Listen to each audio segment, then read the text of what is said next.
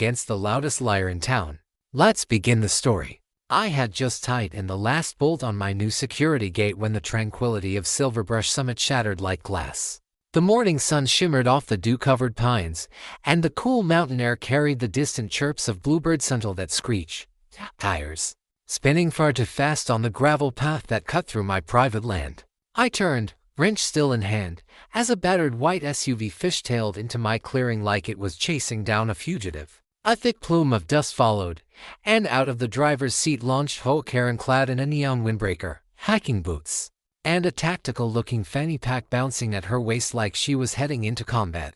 Her eyes locked onto me like laser sights. "You're being recorded," she barked, thrusting her phone at my face. Her hands were trembling, but her voice cracked with that strange blend of arrogance and panic only Karen could summon. "You're illegally blocking access to a historic trail." I blinked. "Historic?" I echoed, confused but trying not to laugh. "Yes," she shrieked. "You're holding citizens hostage." Before I could utter another word, she was dialing 911, screeching into the phone about hostage situations, public land seizure, and no-joke civil liberty violations. It was surreal. I felt like I'd been yanked into some low-budget legal thriller. 15 minutes later, sirens echoed through the pines, and two sheriff's cruisers burst onto the property. Karen sprinted toward them like she was guiding emergency aircraft onto a carrier deck, flailing and shrieking. "He's trapping families back there without food or water." I wiped the grease from my hands, stepped toward the officers, and gestured toward the 6 massive private property signs posted on every fence post for 200 yards.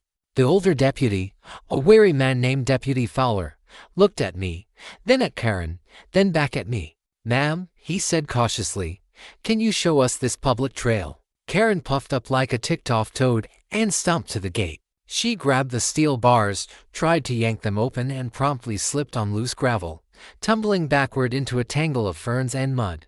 One sandal went flying into there like a UFO. The younger deputy coughed loudly to hide a laugh. But Karen, she wasn't done. She shot up, wild-eyed and barefoot on one side, ranting about ancestral passage rights and how her college roommate's grandfather once rode a mule here in the 1950s. I stood motionless, processing her absurd logic. "Do you have documentation?" Deputy Fowler asked politely. I didn't say a word. I walked to my truck, pulled out a laminated folder, and handed over a notarized deed, certified land survey, and 3 years' worth of city correspondence clearly establishing my ownership. After scanning it for less than 5 minutes, Deputy Fowler turned back to Karen. "Ma'am, this land is privately owned. Always has been. You're trespassing." Karen's face turned crimson, her mouth working like a sputtering engine. "I know the mayor," she yelled. "That's nice," the deputy said, "but unless the mayor can rewrite property laws, you need to leave." She hissed something about lawsuits, snapped more photos of my gate, and limped back to hearse of dust and humiliation trailing behind her like a defeated parade. I exhaled, thinking it might be over. But deep down, I knew better. By dusk that same day, I was starting to believe peace had returned to Silverbrush Summit. The gate stood tall and secure. My property line was clearly marked. The law had spoken. But as I sipped coffee on the porch and watched the sun bleed into the distant ridges, a chill rolled down my spine, not from the breeze, but from a gut feeling I'd come to trust. Karen wasn't finished. She was regrouping. The next morning proved it. I stepped outside to find a garish neon pink flyer duct taped to my mailbox. It screamed in cartoonishly bold letters, "Save our trail, stop the tyrant of Silverbrush." I peeled it off and stared, dumbfounded. There was a badly edited photo of my shadowed face twisted by poor Photoshop filters next to a grainy image of the gate taken at sunset to make it look ominous. The flyer accused me of everything from kidnapping nature lovers to destroying cultural heritage. As I drove into town for supplies, it got worse. Dozens of the same flyers were plastered around the gas station bulletin board, the community rec center, and even nailed to a tree near the diner. It looked like some deranged campaign ad, except I hadn't signed up to run for anything. The most jaw-dropping part: drone photos, aerial shots of my property that Karen definitely didn't have permission to take or distribute. One was captioned, "Gated Greed, How One Man Stole Our Trail." I couldn't believe it. Not just the defamation, but the audacity. I parked near the diner and tore one of the flyers off the window, Sheriff Fowler happened to be walking out with a to-go box of biscuits. He spotted me and raised a brow. "She's been busy," he said dryly. "She used a drone," I replied, handing him the flyer. He glanced at it, then gave a low whistle. "That's gonna bite her." And bite her it would. That afternoon, I met with my lawyer Grant Lewis, a gruff but brilliant bulldog who'd helped me close the land deal years ago. We drafted a cease and desist letter within the hour. It cited unlawful surveillance, libel, and public defamation. It also gave Karen 24 hours to retract every lie or face a lawsuit that would make her flyers look like kindling. By evening, I had it printed and ready in a manila envelope. I just needed a chance to deliver it. I didn't have to wait long. Right before sunset, I spotted movement down by the trail entrance. Karen had returned at this time with followers. A small group stood by the gate, holding signs, stringing balloons, and taping handmade posters like they were decorating for a protest-themed birthday party. Karen spotted me instantly. Her finger shot out like she was ordering an execution. "There he is, the trail tyrant," she bellowed. I walked down slowly, letter in hand, camera in pocket. I had a feeling the next few minutes would require both. As I approached the rickety fold-out table Karen had set up near my gate, the absurdity of the scene came into sharp focus.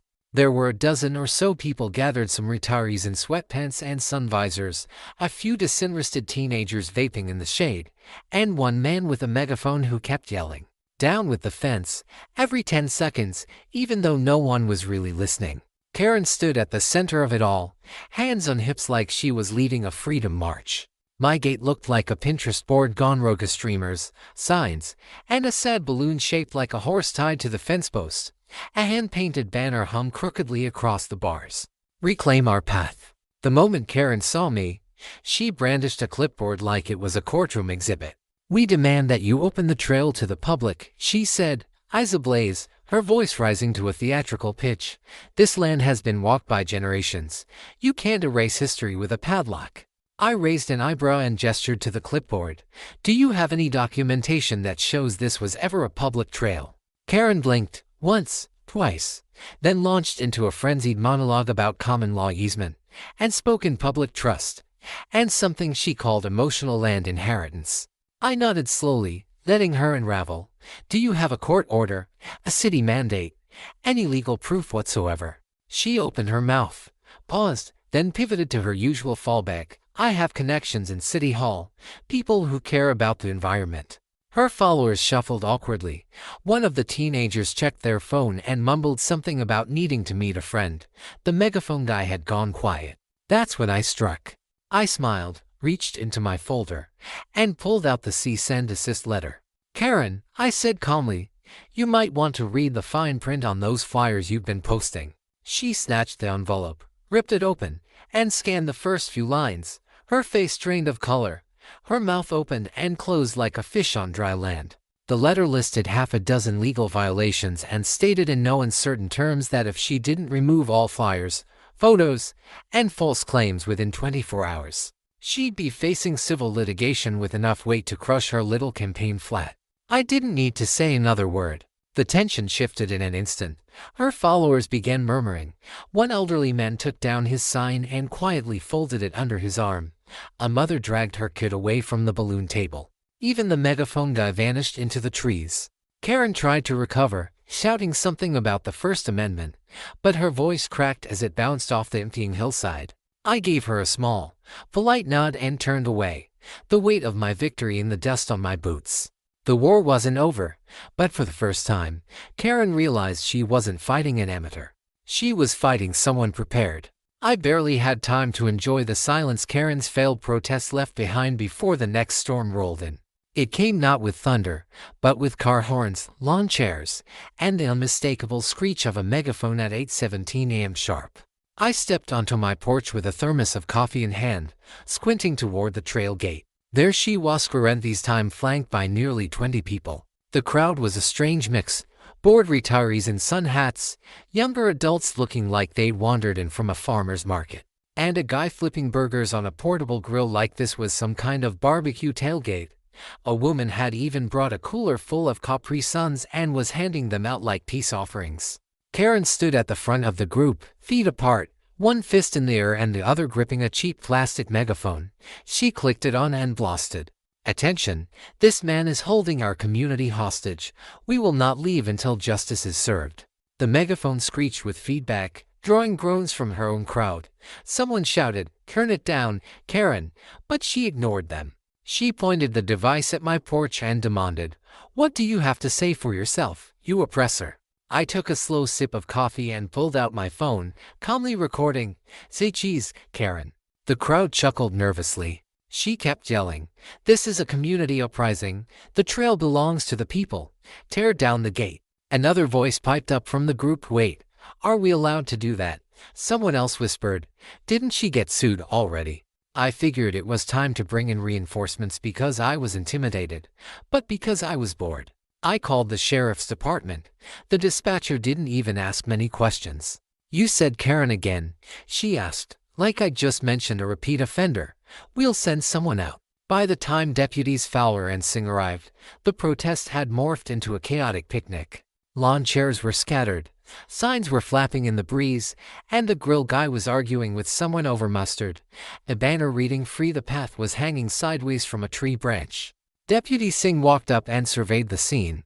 "Looks like Burning Man for whole lawsuits," he muttered. Fowler approached Karen, who was still clinging to her megaphone like a lifeline. "Ma'am," he said flatly, "you and your group are on private property. You can either disperse peacefully or face trespassing charges." Karen tried to rally her troops. "We stand united." But no one moved. They were hot. They were tired. They were realizing they didn't actually know what they were fighting for. One by one, they packed up their chairs, rolled up their signs, and slinked away, avoiding eye contact. Karen was left alone, red-faced and trembling, surrounded by empty juice boxes and deflated balloons. She kicked over the cooler and muttered something about civil rights violations as she stomped back to her SUV. I gave a little wave as she sped off. The gate stood strong. And so did I. It had been 3 whole days since Karen's tailgate protest imploded into a sweaty mess of Capri Suns and forgotten slogans.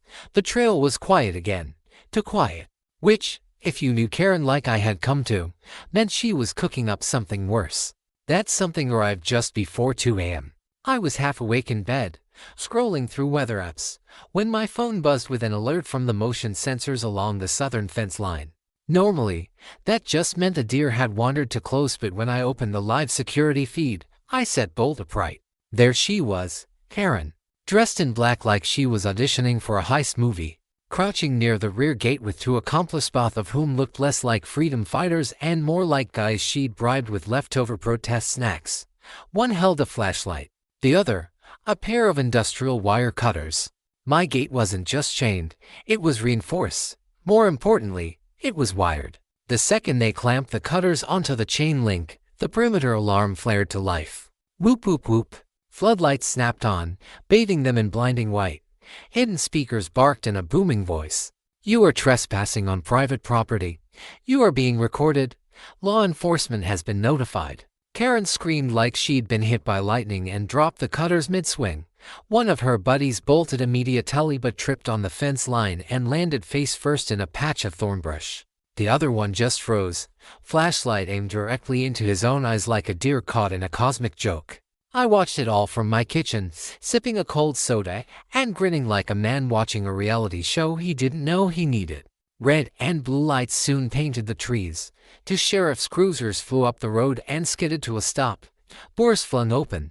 Deputies leapt out with flashlights and firm commands. Karen and her 2-man circus act were corralled in less than a minute. "Hands where we can see them. Drop anything in your hands, Maman. Don't quote the Constitution at me again, just sit down."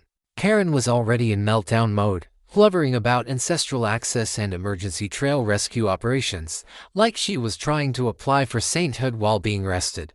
Her sidekicks, now wilted in the back of the cruiser, were singing a different tune. "We thought we were just helping move a fence. We didn't know it was illegal." Classic accomplice panic. Karen, naturally, made things worse. Instead of shutting up, she kept going, spouting out of context amendments, screaming about systematic oppression, and demanding to speak to the mayor, the governor, and at one point, the United Nations Legal Council. By sunrise, Silverbrush Summit had its newest headline. Karen's midnight trespass, trail trio busted breaking into private property. Someone posted the security footage online. Within hours, the hashtags were trending. Karen Cutter. Trail fail. Midnight meltdown. I didn't have to lift a finger. She destroyed her credibility and handed me enough ammo for court on a silver platter. The real battle had officially begun, and I had every weapon I needed. By the time the sun rose on Silverbrush Summit the morning after Karen's failed midnight caper, the entire town was buzzing. The diner was packed with people trading stories, replaying footage, and passing around screenshots of Karen stumbling through the underbrush with wire cutters in hand like she was reenacting a bad scene from Home Alone, the Nature Edition. The meme game exploded. Someone had edited her into a movie poster titled Trail Wars, The Delusion Strikes Back. Another had her silhouette swinging bolt cutters like a lightsaber over my security camera timestamps. But Karen wasn't laughing. No, she did what Karen always did when cornered, double down. That afternoon, she staged a press conference in front of the sheriff's department, standing stiffly behind a music stand borrowed from the town's middle school and a printed sign that read, "Justice for Trails. Say no to land tyranny." A few reporters showed up out of morbid curiosity. The rest of the audience included a man eating chips from a lawn chair, a bored teen filming on TikTok, and a confused dog on a leash who looked like he regretted the walk. Karen wore a rumpled white blouse with mud-stained hiking boots and a hastily pinned badge that said Cultural Access Advocate. She clutched a stack of papers that, from a distance, looked like a printout of Wikipedia articles and old trail maps from tourist brochures. Her speech was a roller coaster of nonsense buzzwords like ecological oppression, heritage denial, and emotional land trauma spilled from her mouth in breathless spurts. At one point, she claimed the trail had healing powers because her aunt once meditated there and had a vision of a hawk. Another time, she accused the sheriff's office of being corporate pawns in a war against memory. But what truly sealed the moment in local infamy was the deputy casually leaning against his cruiser just 10 feet behind her holding up a laminated copy of my notarized property deed, making sure the cameras got a good look. By the time local Channel 5 aired the clip that evening, they didn't even try to edit her on her meltdown. They showed her flubbing a line, accusing the legal system of being built by trail haters, and then cutting to the calm, monotone response from the sheriff's spokesperson. She trespassed. She cut a lock. That's a crime. The backlash was swift. The local historical society of which Karen claimed to be a founding voice issued a statement publicly distancing themselves from her, citing unauthorized activism and behavior detrimental to community relations. But Karen didn't stop. She filed a formal complaint with the city demanding the demolition of my gate. I didn't even need to respond. The city attorney's office did that for me with a beautifully savage letter that I framed and hung right beside the gate deed. It not only reaffirmed that the gate was legal and permitted, but warned Karen that future false claims could result in legal action. Karen had finally stepped over the edge, and she was running out of rope. The day of the hearing arrived like the start of a long-awaited storm. I wore jeans and a clean-collared shirt, nothing flashy, just respectful. I had a neat leather binder tucked under my arm filled with certified land deeds, surveyor maps, legal correspondence, and video stills, each one tabbed and organized with color-coded precision. Grant, my lawyer, had spent 3 days preparing a legal strike so far it could double as a property law seminar. Karen, on the other hand, showed up 15 minutes late, storming into the courthouse with a wrinkled blouse, hiking boots still caked in dried mud, and a giant trail warrior button pinned to her chest. Her arms were overflowing with random paperwork, flyers, protest photos, and what looked like a dog-eared copy of Public Access Rights for Beginners.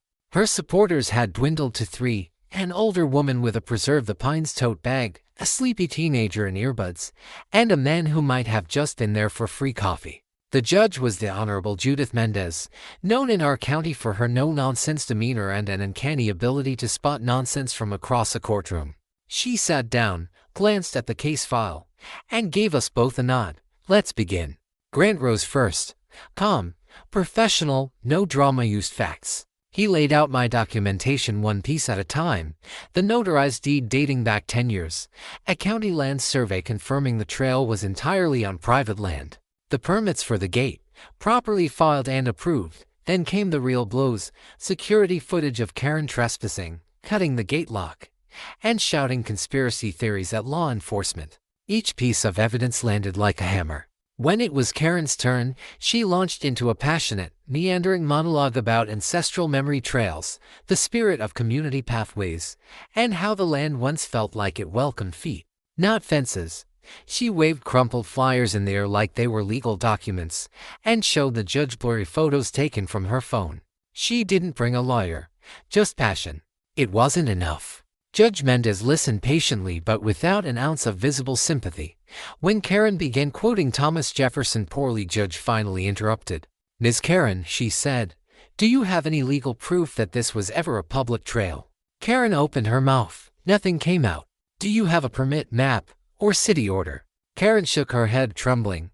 "I have moral authority," she whispered. The judge sighed and turned back to my side. "Mr. Langley," she said to me, "your evidence is exhaustive and clear." Then came the verdict.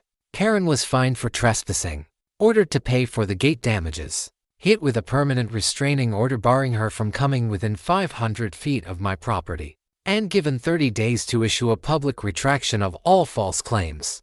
Karen stood frozen, hands shaking, face ghost pale. Her supporters awkwardly slipped out the side exit.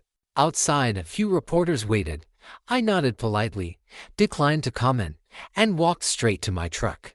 Karen, of course, couldn't resist. She lunged toward the cameras, tears streaking her cheeks, and began ranting about government conspiracies, environmental oppression, and the death of trail liberty. That night, every news channel ran the story, but no one was buying what she was selling anymore. For a while after the court ruling, things were quiet, too quiet. Karen had disappeared from town meetings. Her car stopped showing up outside city offices. Her rants on Facebook turned from firestorms to faint embers, but I knew better than to trust the silence. Karen wasn't gone. She was licking her wounds, waiting for a chance to strike one last time. Sure enough, it began with something petty. One morning, I found a pile of deflated balloons dumped just outside my fence line. Each had a little tag attached. "Save the trail. Don't let history die." A few days later, someone left a box of old hiking boots at the gate, with a handwritten note that read, "You can't fence in freedom." It would have been pathetic if it weren't so funny. But then came the bikin. I heard about it from my neighbor, Olivia, who stopped by the porch one afternoon with her tablet. "You need to see this," she said, stifling a laugh. There it was, Karen's final act of defiance, a public event titled, "The Last Ride for Freedom, Protest the Oppression, Reclaim the Path," complete with a poster that looked like a rejected 80s movie cover. Karen, photoshopped onto a bike, holding an American flag, with digital flames behind her and a bald eagle in the sky. The event promised dozens of cyclists and a peaceful assembly at the gate to demand its removal in the name of ancestral rights and earth healing. The comments section was mostly people tagging friends sarcastically or asking if it came with snacks. Saturday arrived, and I couldn't help myself. I set up a lawn chair just inside my fence, poured a tall glass of lemonade, and waited. Noon came, then 12:30. At 12:42 p.m., the protest arrived. Karen rolled up alone in a rusted-out bicycle with a flat-back tire. Her shirt read "Trail Freedom Fighter" in cracked, fading letters. She looked around hopefully, but no one followed. Not one person. She stood there for a long, awkward minute, trying to pose like some folk hero at the gates of injustice, hands on hips, chin up, as if the wind might carry her message across the valley. Nothing happened. Eventually, she threw her bike to the side, kicked a pebble at the fence, and screamed something unintelligible, then stormed back to her car, gravel flying as she sped off, tailpipe rattling like a retreating drumbeat. That was the last time I saw Karen on my land. A few days later, I installed a new sign above the gate, a little gift to myself and a message to the world, crafted by a local metalworker. It read, "Private trail protected by common sense and court orders." And underneath, in smaller letters, "All trespassers will be live-streamed for your entertainment." It wasn't vengeance, it was closure. Word spread fast. Locals started swinging by the public road just to take photos of the sign. It became a joke, a story, a point of pride for the town. Karen had wanted a legacy. She got one, just not the kind she'd imagined. After the bikin flopped harder than a wet tent in a windstorm, Karen vanished from public life like smoke on a breeze. Her Facebook rants went silent. her self-proclaimed movement dissolved. Even the last of her loyal supporters stopped pretending they ever knew her. I didn't hear her name for weeks, except in whispers at the diner or the occasional chuckle from a passing neighbor. Silverbrush Summit had moved on, and so had I. The gate stood stronger than ever. The new iron sign above it became a bit of a town legend. People would pull over just to snap a photo from the public road. Some even brought friends visiting from out of town, pointing and saying, "That's the one. That's the gate that broke Karen." It made the town blog's list of top 10 oddities to see in the foothills, nestled between a giant pecan-shaped mailbox and a rock painted like Elvis. And somehow, I didn't mind. I started meeting neighbors I'd never really talked to before, people who respected the way I'd handled it all without blowing up or losing control. A few even invited me to barbecues. One guy dropped off a bottle of whiskey and said, "Thanks for keeping the crazies on the other side of the fence." For the first time in months, I had real peace. No protests, no screaming, no pastel-colored flyers fluttering in the wind like bad omens. Just quiet mornings, the rustle of leaves along the trail, and the steady rhythm of life returning to normal. I fixed up the garden, cleared some brush, walked the trail with my dogs in the golden light of dusk. Every now and then, I'd glance at the gate and feel something deeper than satisfaction or life. Because I had come this close to losing something irreplaceable.